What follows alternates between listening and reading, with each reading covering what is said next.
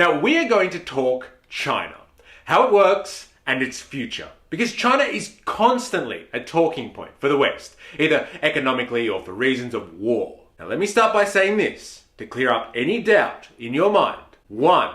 China is not communist at all. 2. China is not on the verge of global takeover or about to start World War III. So let's get rid of that propaganda and take it off your mind right now. Let's start with some basics. Now, when it comes to understanding China, we need to know its context. China is a massive country with a land area of over 9.5 million square kilometers, many different climatic conditions and geographies, and a population of maybe about 1.4 billion people. No one is really sure. It also has a unique strategic position, located at the crossroads of Asia and the Pacific. So, what does this mean? Well, for starters, it means that China is incredibly diverse, with many cultural differences, i.e. many different people to manage and control. The country has a rich history, dating back thousands of years, and has experienced significant changes. More recently, going from a rural society to an industrial one in the space of a few decades. Now, one of the most important changes, though, has been China's transition from a closed, centrally planned economy to a market-orientated system, thanks, of course, to US influence. This change has been driven by China's desire to become a major player on the global stage. It's no surprise to anyone that China has been the predominant source of the world's cheap labor and production, but this role is declining. Despite its participation in the free market system, China remains a one-party state, with the Communist Party of China holding a monopoly on power. As I said before though, China is not communist. It's actually a corporate fascist state. Hold on, let's talk some definitions here.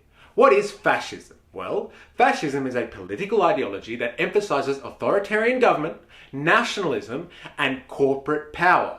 In a fascist state, the government exercises control over the economy as well as society. China's government exercises significant control over the country's economy, relying on what they call state-owned enterprises, SOEs, to achieve its goals. These SOEs are given significant and preferential treatment and access to cheap credit and other resources, which allows them to dominate their respective industries. It's common knowledge that China's government exercises rule over the media and internet, often censoring content to maintain high control over national opinion. But let's talk some reality here, outside of their politics. China relies heavily on imports to create all of the things it exports to the world, i.e. it is not resource or technologically independent. For example, it imports most of its oil and gas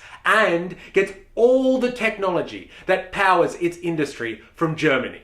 It is highly dependent on global trade. China doesn't have a long-range navy capable of maintaining long-range empires like Japan or the US. It is debated if it could effectively take Taiwan, which is just offshore. China, thanks to the one-child policy and industrialization, is rapidly aging. By 2050, its population may be half of what it is today. That will be beyond devastating to their society, let alone the economy. The point I'm trying to make here is that China has its own things to deal with. Global domination, while it might be nice, is not on the top of its agenda. It probably won't ever be.